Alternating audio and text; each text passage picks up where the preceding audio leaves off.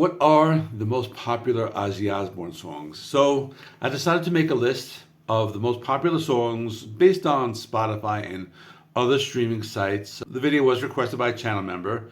I will be doing two videos, which will be the most popular Ozzy Osbourne songs and the least popular ones. The second video should be out sometime next week. So let me jump into the top 10. And number one, it should be no surprise. It's Crazy Train. And it's his most iconic song, but it's one of those songs I have mixed feelings about because I've heard it a lot, it's been overplayed, but it's still a really great song. It has that iconic guitar riff, the catchy song. It has Randy Rhoads. Anything with Randy Rhoads is a great song.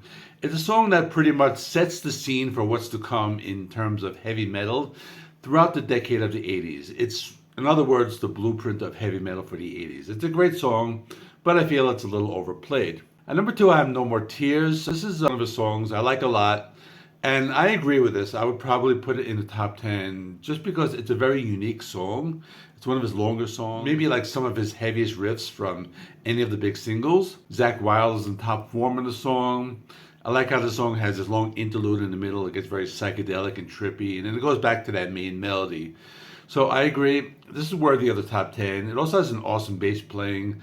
I like it a lot. And it's one of those songs that's very different, and it's not the kind of song that would usually be a top 10 or a hit single for Ozzy, but apparently it was, so that's why I like it a lot. And number three is Mama, I'm Coming Home. This is one of his ballads from his No More Tears album. I think it's a good song, but I wouldn't put it in the top 10 songs of his. It's an emotional song. I think he has other ballads that were better. With that being said, there are some cool electric guitar parts in the song. I think the song is held up pretty well. Zakk Wylde plays some pretty good guitar parts. I like the use of the acoustic guitars. Zakk's solo is also one that's very memorable. Overall, the song is good, but not top 10 material. And number four is Bark at the Moon. This will be the first of two Jakey Lee songs on the list. I think it's a very good song. It's very representative of his sound. It's typical traditional heavy metal song with fast rhythms and great guitar riffs. It has that cheesy music video from the 80s and a pretty cool, campy subject matter because we all know heavy metal never takes things seriously. We all like a pretty good werewolf song, so I might even put this in my top 10. I think it's just a fun track. And number five is Dreamer. This is his most popular song from his Down to Earth album. It was a hit for him. Personally, I wouldn't put it in his top 10 songs, but it's understandable that it's one of his most popular songs and probably his most radio-friendly song out of all the singles that he has ever released. It's a soft piano ballad about the environment, so it's much different than what you usually get from Ozzy. I think he's better at writing songs about dark subject matter instead of a poppy ballad about saving Earth, but nonetheless, it's a catchy song. I don't mind listening to it from time to time, but in my opinion, he has better songs. And number six is I Don't Want to Stop. This is a good song, the only one from his later day albums to appear on the list. One of his heavier songs. It has more of a modern metal sound. The only song from his Black Rain album. It's an album that has some cool deep cuts. This has Zakk Wylde on guitars, Rob Blasko on bass, Mike Borden from Faith No More on drums. I think the song's a classic. I guess out of all his modern songs, I guess something has to come in the top 10, and I think this is a decent song, so I have no problems with this. It's very catchy, very representative of heavy metal in the 80s. It has big guitar riffs, an arena rock sound, so it's the kind of song that fans of heavy metal and even non-metal fans can appreciate. It's the type of song where you have the chorus that will get stuck in your head. The guitar solo by Jake Ely is a classic.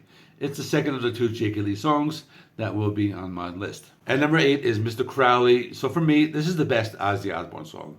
I think it's a complete masterpiece. I think it's listed very low for being at number eight. I would put it at number one because this is what it's all about. It has that creepy organ in the beginning, the dark subject matter. It has Randy Rhoads. And it's also a catchy heavy metal song. So I think this is what Ozzy Osbourne is all about. It's the perfect progression from what he was doing in Black Sabbath to what he is doing in his solo career. I believe it should be number one, but it's at number eight, so I'm happy it's in the top 10. So that's all I have to say about that. And number nine is Over the Mountain. I think this is a classic song. It represents heavy metal in the 80s. This one has Randy Rhoads, so the guitars sound really good. It's also a fast-paced and energetic song. It's much different than the heavy metal of Black Sabbath. This would also be the last album with Randy, so it represents one of his last songs. Personally, I would include Diary of a Madman or the song Diary of a Madman on this list, probably instead of this. But this is the only song from that particular album that's on here, but I still believe it's pretty good. And number 10 is Hellraiser. The song's a collaboration with Motorhead's Lemmy Kilmister. And I think this one is good. I wouldn't consider it for top 10 popular songs, though. I think it's just popular because it was remixed with Lemmy for the anniversary edition of the No More Tears album. But otherwise, it's a good song. And if you don't know, there's also two versions of it. There's a Motorhead version and an Ozzy version. It's a good song. I like the guitar playing on the track. Zakk Wylde plays some cool guitar riffs. Song has a catchy chorus. Overall, I could pick a few better ones that are more deserving of being in the top 10. So that is all. I will continue with the least popular Ozzy Osbourne songs next week.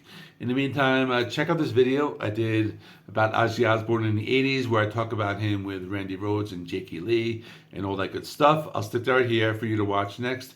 Thanks for watching. Please give the video a like. Helps me with the YouTube algorithm. Please subscribe if you're not already. I do rock and metal reviews, rankings, and more. Thanks for watching. I'll see you in the next one.